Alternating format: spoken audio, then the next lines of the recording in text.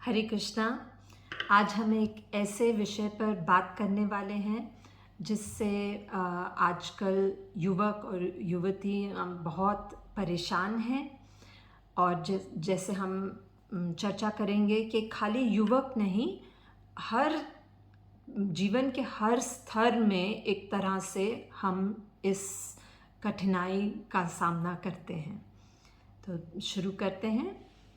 नमो ओम विष्णुपदाय कृष्णपृष्ठाय भूतले श्रीमते भक्ति वेदांत स्वामिनीति नामिने नमस्ते सरस्वते देवे गौरवाणी प्रचारिणे निर्विशेष शून्यवादी पाश्चात्य देश तारिणे। जय श्री कृष्ण चैतन्य प्रभु नित्यानंद श्री अद्वैत गदाधर शिवासादि गौर भक्त वृंद। तो आज हम बात करने वाले हैं फोमो के बारे में। फोमो का अर्थ है फियर ऑफ मिसिंग आउट। मतलब कि आजकल हम दूसरे लोगों को देखते हैं और उनके जीवन से हमें ऐसा लगता है कि हमारे जीवन में कुछ कमी है। तो इसको बोलते हैं मिसिंग आउट, कि हमारे जीवन में कुछ कमी है। और फियर मतलब घबराहट होने लग जाती है जब लोग यह देखते हैं कि बाकी लोग तो बहुत मौज मस्ती कर रहे हैं या बहुत प्रगति कर रहे हैं और हम ये नहीं कर रहे। तो हमें ऐसा नहीं है, मतलब फोमो का अर्थ है कि केवल हम ये देख नहीं रहे, ये देखने के पश्चात हमें बहुत चिंता होने लगती है, डिप्रेशन होने लगती है और हम भयभीत हो जाते हैं कि मुझे कुछ ऐसा करना चाहिए कि मैं भी उतने ही लेवल पे एंजॉय कर पाऊँ या मैं भी अपने जीवन में ऐसी प्रगति कर पाऊँ जैसे मेरे आसपास सब कर रहे हैं।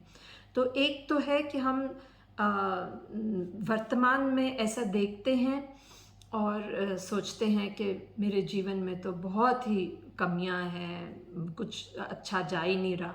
और दूसरा है जब हम पलट के देखते हैं कि आज ही नहीं, पहले भी मैंने इतनी अच्छी अपॉर्चुनिटीज़ गंवा दी, इतना मुझे अवसर मिल रहा था कुछ करने के लिए और मैंने उस अवसर का फ़ायदा नहीं उठाया। तो फिर इससे हमें अफसोस होने लगता है।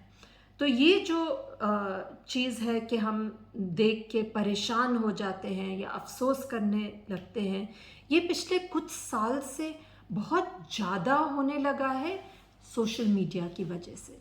क्योंकि पहले क्या था कि हम किसी से बात करेंगे और फिर हमें पता लगेगा कि वो कुछ अच्छा कर रहे हैं जीवन में और फिर हमारे हृदय में ईर्ष्या या जेलसी उत्पन्न होगी। पर आज की डेट में तो प्रतिदिन हर दिन 3-4 बारी लोग पोस्ट कर रहे हैं कि वो कुछ बढ़िया सा खा रहे हैं या बाहर घूमने जा रहे हैं या उनके जॉब में प्रमोशन हो गई है। तो ऐसे चीज़ें हमारे कॉन्स्टेंटली सोशल मीडिया के प्रति हमें देखने को मिलती हैं और इससे ज़्यादा से ज़्यादा परेशानी बढ़ जाती है। अब ये युवकों के लिए तो बहुत ज़्यादा है क्योंकि वो सोशल मीडिया पे बहुत अधिक हैं। पर देखा जाए तो ये टर्म नया है, FOMO, fear of missing out. पर ये जो तजुर्बा है ये नया नहीं है। हमेशा से जीवन के हर स्तर में वास्तविक लोग दूसरे लोगों से अपनी तुलना करते हैं और फिर जब देखते हैं कि कोई ज़्यादा अच्छा कर रहा है उनसे, तो फिर उनके मन में उनको बुरा लगता है और उनको लगता है कि हाँ, मेरे जीवन में तो कुछ अच्छा नहीं हो रहा है। और इससे क्या होता है कि जो हमारे जीवन में अच्छी चीज़ें हैं हम उन पे फोकस नहीं कर पाते। तो हम हमेशा डिससैटिस्फाइड रहते हैं, परेशान रहते हैं और हमें लगता है असंतुष्ट रहते हैं कि भाई मेरे साथ तो अच्छा नहीं हो रहा। तो हमने देखा कि ये युवकों के साथ बहुत ज़्यादा है क्योंकि वो सोशल मीडिया पे बहुत हैं और उनकी उम्र भी कुछ ऐसी है कि अपने ऊपर उनको इतना विश्वास नहीं है और वो अपने मतलब अपने हम उम्र वाले लोगों से बहुत जल्दी प्रभावित हो जाते हैं। तो इस समय में जब वो कॉलेज जाते हैं तो कई लोग बहुत मौज मस्ती कर रहे हैं, तो उनको देख के उनको लगता है कि अरे मैं तो मिस आउट कर रहा हूँ, मुझे ये अवसर नहीं मिल रहा, तो वो उस ग्रुप के साथ जुड़ जाते हैं। पर जब वो ऐसे एंजॉय कर रहे हैं तो वो देखते हैं कि कोई और पढ़ाई में आगे निकल रहे हैं, अब आगे चल के इनको नौकरी बढ़िया मिलेगी, तो फिर वो सोचते हैं कि नहीं नहीं अब मुझे पढ़ाई करनी चाहिए। पर इस तरह वो हमेशा भयभीत रहते हैं। फियर ऑफ मिसिंग आउट जो है कि हमेशा उनको लगता है कि मैं कुछ मेरे जीवन में कुछ ना कुछ कमियां हैं। तो ये तो युवकों की बात हो गई। और इसके आगे जब नौकरी लग जाती है तो लगता है कि अरे पर मुझे हमेशा देखना चाहिए कि कोई और ऐसी अपॉर्चुनिटी हो जिसमें पे ज़्यादा होगी या फिर मुझे ज़्यादा प्रेस्टीज महसूस होगी। तो हम जॉब में भी हमेशा दूसरे लोगों को देखते रहते हैं कि अरे वो भी मेरे कॉलेज में ही था, पर देखो अब तो वो इस मैनेजर से सीनियर मैनेजर बन गया है।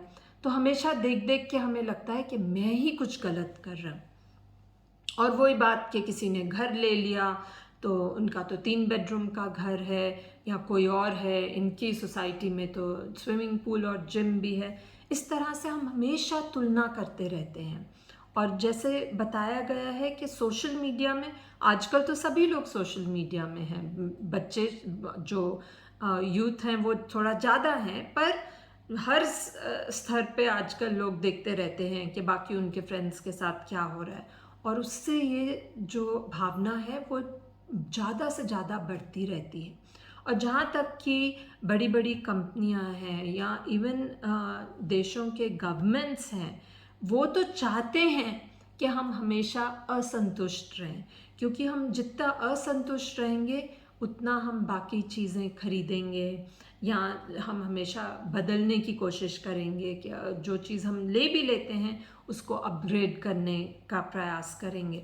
तो ये सब उन्हीं के मतलब ये मीडिया और इन सब का ये षड्यंत्र है कि किस तरह इंसान हमेशा असंतुष्ट रहे। तो उनके लिए तो ये अच्छा ही है। जितना ज़्यादा फोमो होगा उतना ज़्यादा लोग अपनी सिचुएशन को बदलने का प्रयास करेंगे और उसमें लगे रहेंगे। तो इससे प्रॉफिट किसका होता है, किसका लाभ है? जो ऊपर की जो कंपनीज हैं, इवन गवर्नमेंट्स, वो चाहते हैं कि जो उनके नागरिक हैं वो हमेशा व्यस्त रहें, कि वो उठ के ये ना देख पाएँ कि एक्चुअली हमारे पॉलिटिशियंस हैं जो अपनी जेबें भर रहे हैं, या जो भी करप्शन है। जब वो अपने ही जीवन में इतने भयभीत, एंग्शियस, डिप्रेस्ड रहेंगे तो वो बाकी लोगों की कमियां नहीं देख पाएंगे। तो इस प्रकार हमें हमेशा ये फीलिंग में फंसे रहते हैं कि मेरे जीवन में कमी है, और हम हमेशा प्रयास करते रहते हैं कि मैं कैसे इम्प्रूव करूं। पर ये एक जिसको कहते हैं विशियस साइकिल बन जाता है। हम जितना ज़्यादा प्रयास करते हैं उतना हम देखते हैं कि अरे अब ये मेरे से आगे है, वो मेरे से आगे है। तो इसका समाधान ये नहीं है कि हम हमेशा अपनी सिचुएशन को बदलते रहें, क्योंकि हमारे सामने हमेशा कोई ऐसा दिखेगा जिसकी स्थिति हमसे बेहतर है। मतलब देखिए, अगर आप सबसे अमीर भी इंसान हैं तो उसको लगेगा कि ठीक है मैंने पैसा तो बहुत कमा लिया, पर हो सकता है फैमिली पे ध्यान नहीं दे पाए तो रिलेशनशिप वाइज उनको कमी महसूस होगी। या कोई है जो बहुत मेहनत करी, फैमिली के साथ भी टाइम स्पेंड करा, पर वो बैलेंस करते करते वो अपने शरीर का ध्यान नहीं रखा, तो वो किसी और को देखेंगे और वो बोलेंगे अरे देखो ये तो मैराथन रन करते हैं, हर हफ्ते अपना वर्कआउट करते हैं, मैं ये नहीं कर पाया। तो ये जो फीलिंग होती है कि मेरे ही जीवन में कुछ कमी है, ये कोई नई बात नहीं है, पर शायद आज की डेट में ये कुछ ज़्यादा महसूस हो रही है सोशल मीडिया की वजह से। और क्योंकि ये जैसे मैंने कहा इनकरेज किया जा रहा है कि आपके पास ज़्यादा होना चाहिए, मोर मोर मोर।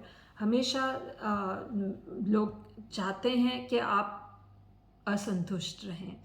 और उस वजह से ये सारी चीज़ें जो हम पहले इतना नहीं सुनते थे, दैट एंग्जाइटी, डिप्रेशन, ये कॉमन वर्ड्स हो गए हैं। ये खाली अमीरों के लिए नहीं, सब हर स्थिति में लोग इसको महसूस कर रहे हैं।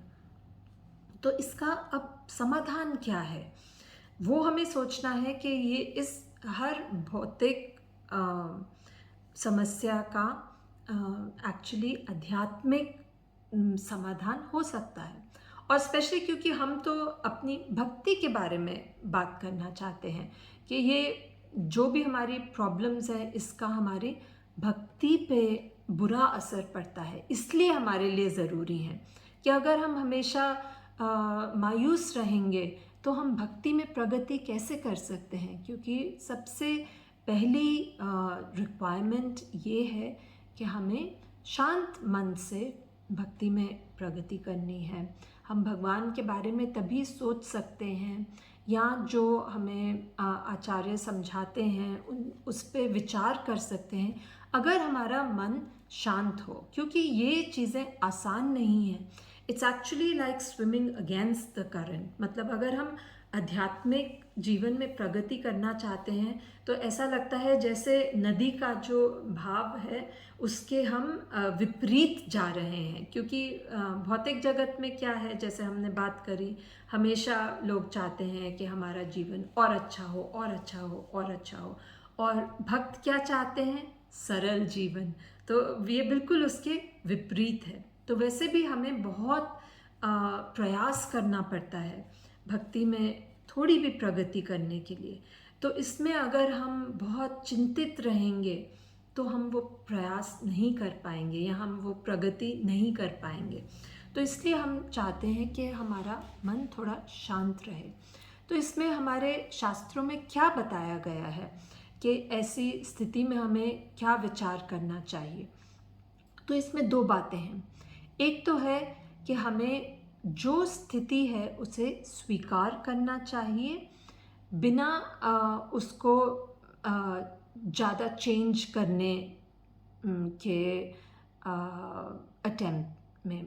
मेरा मतलब कि जो भी स्थिति हमारे सामने आती है, शास्त्र बताते हैं कि ये हमारे कर्म के अनुसार आ रही है और जो हमारा परिणाम होगा वो भी हमारे कर्मों पे डिपेंड करता है। तो हमें प्रयास करना है। इसका ये मतलब नहीं कि ठीक है सब कुछ हमारे कर्मों की वजह से मैं बैठी रहूँगी तो खाना भी आ जाएगा, ऐसा नहीं है। हमें प्रयास करना है पर हमें बहुत अधिक प्रयास नहीं करना। जैसे नेक्टर ऑफ इंस्ट्रक्शन के दूसरे वर्स में बताया गया है, अत्यहार प्रयासश्च प्रजल्पो नियमाग्रह जनसंघश्च लौल्यम च षड्भीर भक्ति विनश्यति। मतलब कि ऐसी 6 चीज़ें हैं जिसकी वजह से हमारी भक्ति नष्ट हो सकती है। उसमें दूसरा है प्रयास। प्रयास का मतलब है कि जो हम एफर्ट करते हैं, जो हम करने की कोशिश करते हैं। पर यहाँ पे इसका अर्थ है कि जब हम बहुत अधिक प्रयास करते हैं। इसका मतलब जैसे हमारी जॉब लगने वाली है तो हम सोचते हैं कि ठीक है मैं अपने क्वालिफ़िकेशन के हिसाब से ये अच्छी कंपनीज़ हैं उसमें मैं अपना सीवी डाल देती हूँ। तो ये तो हमारा प्रयास हुआ। पर अधिक प्रयास क्या होगा?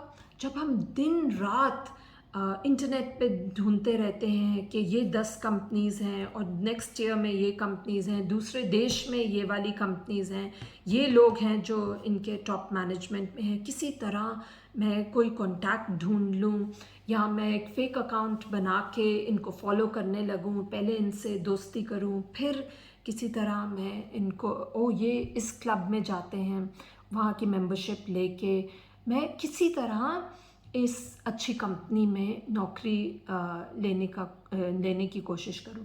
तो ये तो बहुत अधिक प्रयास हो गया।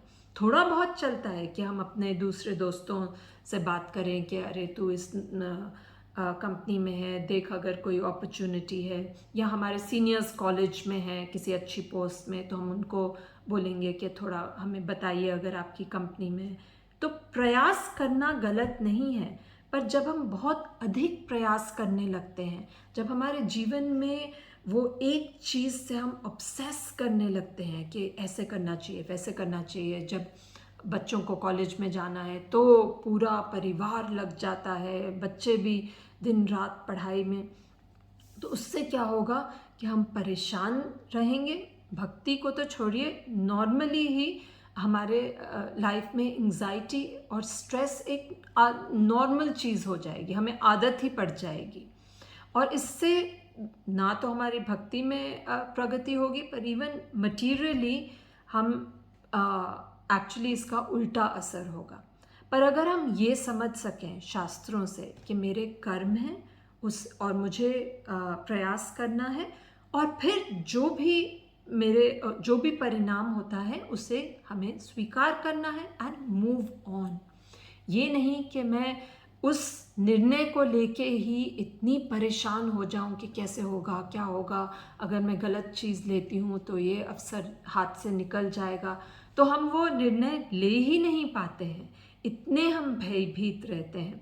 इसीलिए इस चीज़ को कहा गया है fear of missing out. Fear मतलब इतनी एंजाइटी हो जाती है, इतने परेशान हो जाते हैं लोग कि मेरे जीवन में कुछ कमी है और मैं उसको भर नहीं पा रही हूँ। और ये फीलिंग कब आती है? जब हम बाकी लोगों की लाइफ देखते हैं, हमें हमेशा कंपेयर करते रहते हैं। तो दो चीज़ें तो ये हैं, एक कर्म और अगर हम प्रयास, इन दो चीज़ों को समझेंगे तो हमें थोड़ा आसान होगा स्वीकार करके आगे बढ़ना। और दूसरी चीज़ जो है, जो हमने शुरू में बात करी थी कि वो वर्तमान के लिए हम पीछे देख के सोचते रहते हैं कि मैंने वो अवसर गवाया, और उस तरह से हम अफसोस करते हैं, हमेशा परेशान रहते हैं, तो पछतावा करते रहते हैं पीछे देख के। इसको बोलते हैं रोमो, रिग्रेट ऑफ मिसिंग आउट। मतलब हम हमेशा सोचते हैं कि वर्तमान से भी परेशान हैं और अपने अतीत से भी परेशान रहते हैं कि हमारे जीवन में ये कमी है। तो भगवत गीता में भगवान कृष्ण बताते हैं कि शुद्ध भक्त के लक्षण ऐसे नहीं होते। वो बताते हैं चैप्टर 18 वर्स 54 में, ब्रह्मभूता प्रसन्नात्मा न सोचती न कांक्षति, समा सर्वेषु भूतेषु मद भक्तिम लभते पराम। मतलब ऐसे शुद्ध भक्त भगवान के पास आते हैं जो प्रसन्न आत्मा, हमेशा प्रसन्न रहते हैं, ना सोचती ना कांक्षति। मतलब कांक्षति मतलब इच्छा होनी, वो कुछ मांगते नहीं हैं, और ना सोचती, किसी बात पे अफसोस नहीं करते। तो यह शुद्ध भक्त हैं जो कि समा सर्वेषु भूतेषु, वो हर प्राणी के प्रति समान रूप से व्यवहार करते हैं। तो इसमें जब हम पढ़ते हैं शुद्ध भक्तों के लक्षण, तो हमें ये नहीं सोचना है कि अरे पर ये मेरे लिए तो पॉसिबल नहीं है। हमें प्रयास करना है कि हम उस स्तर की तरफ प्रगति करें। और हमें जब हमारे मन में ये अफसोस की भावना उत्पन्न होती है, तो सोचना है कि किस प्रकार जो मेरी स्थिति है उसे मैं अपनाऊं, और जो हो गया उसके बारे में ज़्यादा नहीं विचार करना है। तो ये जो हमारी जो कर्म के अनुसार हमारे जीवन में आ रहा है उसको स्वीकार करें और आगे बढ़ें। ये फोमो को कम करेगी, क्योंकि हम इतने परेशान नहीं होंगे, इतना सोचेंगे नहीं कि ये कमी है। और दूसरी एक बहुत महत्वपूर्ण चीज़ जो फोमो को बढ़ाती है, जो हमारा फियर ऑफ मिसिंग आउट है, कि हमें शंका होती है कि हमारे जीवन में कुछ कमियां हैं, वो है ईर्ष्या की वजह से, एनवी। जब हम दूसरों को खुश देखते हैं तो हमें बुरा लगता है, तो ये तो ईर्ष्या की वजह से।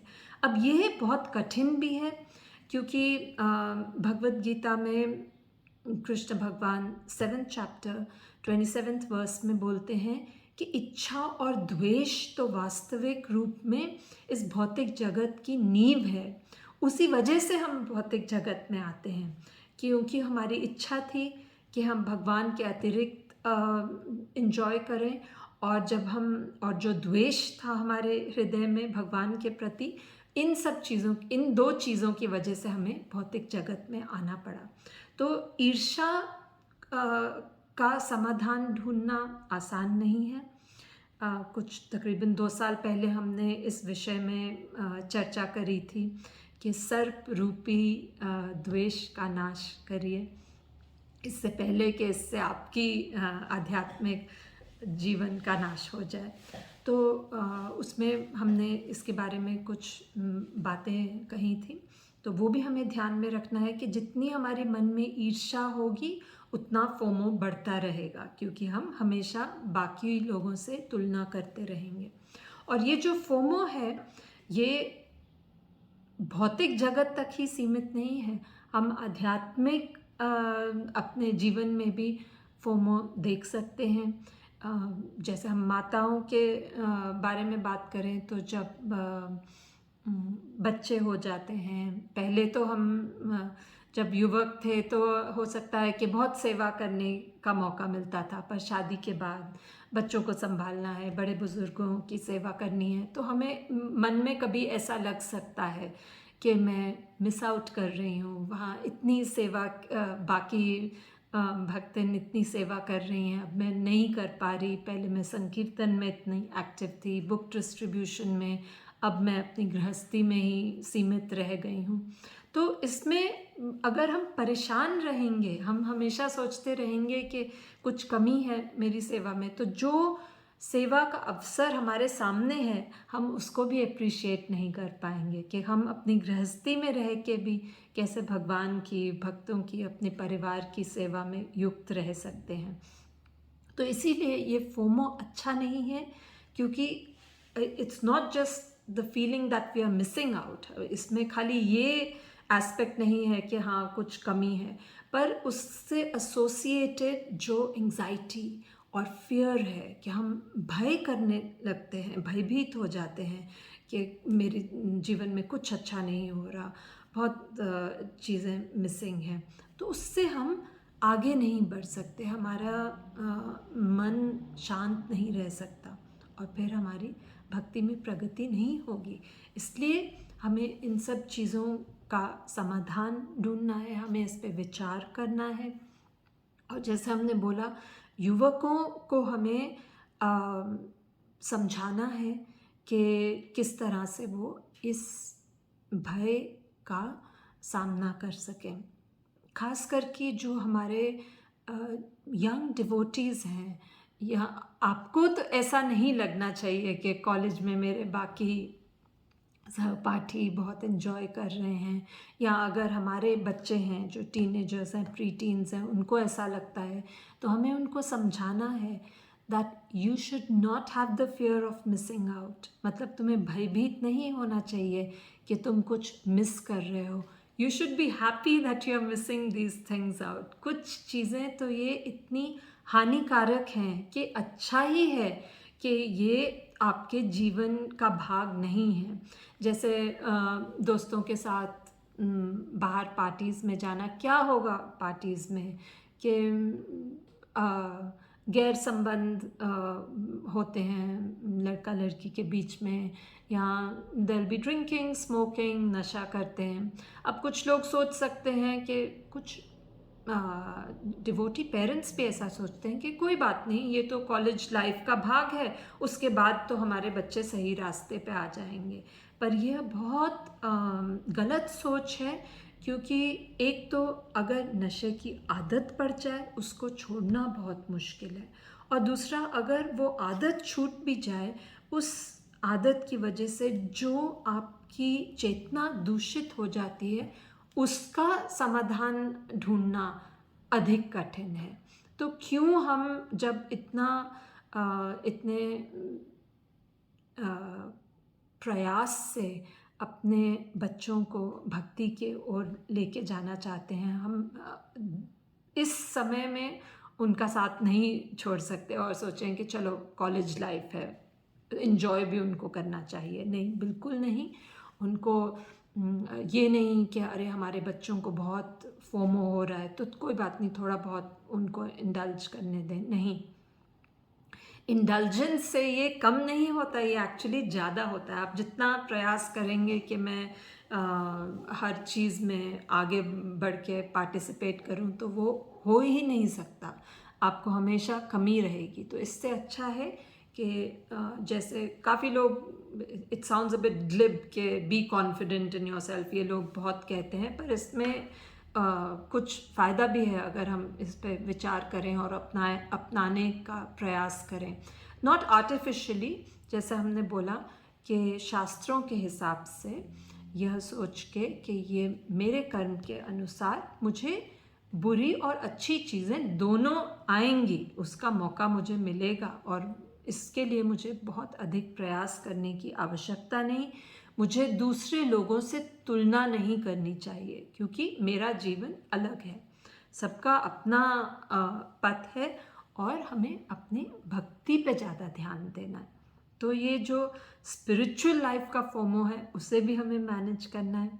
पर एक बहुत अच्छी बात मेरी बेटी ने मुझे बोली जब हम इस विषय पे चर्चा कर रहे थे, कि स्पिरिचुअल लाइफ में एक अच्छा फोमो भी है। वो क्या है कि ये जो हमारा मनुष्य जीवन है, ये बहुत महत्वपूर्ण है, और इसके लिए हमें थोड़ा भय रखना भी अच्छा है, क्योंकि ये एक ऐसा अवसर है जो हम नहीं गवा सकते। इसके बाद बहुत सैकड़ों जीवन के बाद ही हमें मौका मिलेगा फिर से कृष्ण भक्ति करने के लिए। तो इसमें थोड़ा एंग्जाइटी होना और भय होना अच्छी बात है, पर क्योंकि उससे हम और सीरियस होंगे अपनी भक्ति के प्रति। This is an opportunity we cannot afford to miss. ये एक ऐसा अवसर है कि हम नहीं गवा सकते। तो इसके लिए हमें सतर्क रहना है, पर इतना भी नहीं कि हम एकदम परेशान हो जाएं और एक्चुअली भक्ति में आगे नहीं बढ़ पाएं कि ओह माय गॉड, ये अवसर मैं गंवा नहीं सकती, पर मैं कुछ कर भी नहीं पा रही हूँ। ऐसा नहीं, शांति से हमें अपने भक्ति मार्ग में लगे रहना है। एक और अच्छा फोमो जिसका मुझे विचार आया वो है कि अब काफ़ी समय से मैं आप सबका संग नहीं ले पाई, तो उसमें मुझे हमेशा लगता था कि अरे आई एम मिसिंग आउट, मैं आपका संग बहुत मिस कर रही थी। पर वो भी मुझे बुरा नहीं, मतलब मैं भयभीत नहीं थी, मैं और उत्सुक हो रही थी। तो इस तरह से कुछ हमारे आध्यात्मिक जीवन में अगर हम कुछ अवसर का लाभ उठाना चाहते हैं, वो अच्छी बात है। पर मेन चीज़ जो हम डिस्कस करना चाहते थे कि अपने जीवन में अगर कोई कमियां हैं, और हमें विचार भी करना चाहिए कि किस प्रकार मैं अपने जीवन में सुधार लाना चाहूँ, पर इसको लेके हमें चिंतित नहीं होना है और एकदम इतना ज़्यादा परेशान नहीं होना कि हम आगे नहीं बढ़ पाए। तो ये थी हमारी main take away from this class, कि अपने जीवन की स्थिति को हम स्वीकार करें, प्रयास करें इक्विपॉइस, समान रूप में अपने भाव, बहुत ज़्यादा अच्छी या बुरी स्थिति में भावुक नहीं हों, और स्टेडिली अपनी भक्ति में प्रगति करें। तो आज की चर्चा हम यहाँ पे पॉज करते हैं। मैं कल आपसे मिलने के लिए उत्सुक हूँ, जब आप अपने कमेंट्स, अपने सवाल इस विषय में बोल सकते हैं, और हम उस पर आगे चर्चा करेंगे। हरे कृष्णा, दंडवत प्रणाम। वाञ्छाकल्पतरुभ्यश्च कृपा सिन्धुभ्यैव च पतितानां पावनेभ्यो वैष्णवेभ्यो नमो नमः। हरे कृष्ण।